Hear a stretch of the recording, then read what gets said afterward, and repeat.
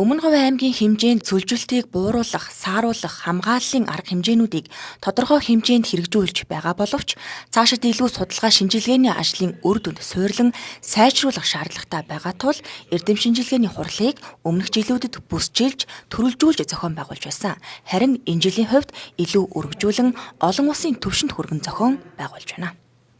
Үнэхээр одоо цөлжилт бол Монгол орныг одоо ирээдүйд улам их одоо бүрхэх ийм одоо аюул тулгарч байгаа.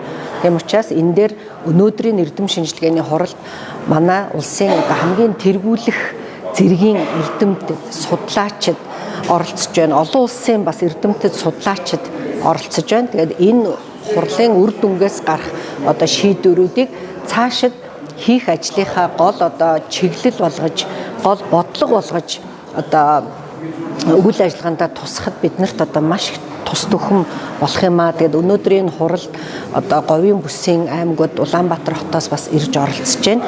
Энэ хурал бас үр дүнтэй сайн хурал болно гэдэгт итгэлтэй байна. Тэгээд хурлаас гарсан энэ одоо чухал шийдвэрүүдийг одоо иргэд та бүхэнд бас бид хүргэх болно. Тэгээд одоо манай аймгийн хувьд сүүлийн 3 жилийн одоо судалгаа гэхэд одоо 3 жил гэхээр 1200 орчим өдрийн 356-ад нь одоо гамшигын хэмжээний одоо хурж шуурсан ийм тохиолдол байна. За 3 төсөм гэхэд сүүлийн 7 жил бороо ороогүй байцаад энэ жил бороо орлоо гэх юм. Тэгээд үнэхээр энэ цөлжилт уур амьсгалын өөрчлөлт бол мэдрэгдэж байна. Тэгэхээр одоо энд яаж дасан зохицох юм? Дасан зохицно гэдэг нь одоо шуурга сөрөө зохицохоос илүүтэй гамшигын үзэгдлийг одоо эдийн засгийн охирол багтай даван туулах юм сэтгэхгүй өнө цөлжилтийг арай сааруулах, хүмүүсийн дадал соёл одоо энэ зуршлыг суулгах зорилготойгоор энэ эрдэм шинжилгээ хийдэг эрдэмтдийн хөвгийг сонсохоор ингээд өнөөдөр чуулж байна. Тэгээд оюутлага компани хувьд цөлжилтийн хүрээнд хийгдэж байгаа энэ жилийн нэг онцлог ажил гэх юм бол өмнө нь хийгдчихсэн цөлжилтийн одоо бүх судалгаануудыг нэгтгэж энэ судалгаанууд дээр ямар одоо зөвлөмжүүд гаргасан эдгээрийг одоо гаргаж аваад тэгээд энэ судалгааны үр дүнгуудээс цаашид хийх одоо арга замуудыг одоо эренблэн гаргуулж авах ийм зорилготой. Тэгээд энэ судалгааны үр дүнг өнөөдрийн хурлаар бас хэлэлцүүлэхээр болсон байгаа. Энэхүү олон улсын эрдэм шинжилгээний хурал нь эрдэмтэн судлаачид, бодлого боловсруулагчид, орон нутгийн иргэд аж ахуйн нэгжүүдийг нэг дор цуглуулж, судалгаа шинжилгээний сүүлийн үеийн үр дүнтэй танилцах, туршлага солилцох, талуудын хамтын ажиллагааг өргөжүүлэх зэрэг олон талын аш холбогдолтой боллоо. За манай хөдөөж их сургуулийн бэлчээрийн умлын судалгааны баг, бэлчээрийн умлын тандан судалгааны хөдөөж их сургууль, Монгол Улсын их сургуулийн хамтарсан судалгааны баг, Өмнөговийн Уран аймгийн судалгааг 2016 оноос эхэлж байгаа. За дараа нь 2021-2022 онд бэлчээрийн төлөв 22-23 онд бэлчээрийн төлөв байдлыг тандах уран мониторингийн судалгааны ажлыг хийсэн. 24 оноос л давтан мониторинг гэсэн ажлыг хийж байгаа. Энэ урт хугацааны ажлыг доктортой сайн явуулах, үйлчлэлтийг хянах, мониторинг ажлыг хийхин тулд бид нар тандан судлалын буюу хиймэл оюун ухааныг ашигласан тийм тандан судлалын багтай хамтарч ажилладаг. Энэ яг хээрийн судалгааг явуулахгүйгээр хээрийн судалгааны судалгаа баталгаажуулсан судалгааны үр дүнгээ дараагийн жилүүдэд бол загварчлалын аргаар бол хянж явах тийм боломжийг олгож байгаамаа. I'm Anna and I'm from Germany.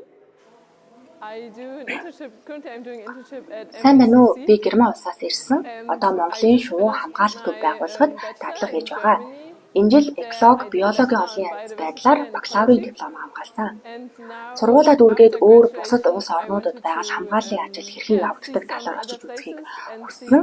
Монгол ирсэндээ маш их баяртай байна. Олон сайхан газрууд амьдтай үзье. Мөн энд байгаадаа маш их баярлаж байна.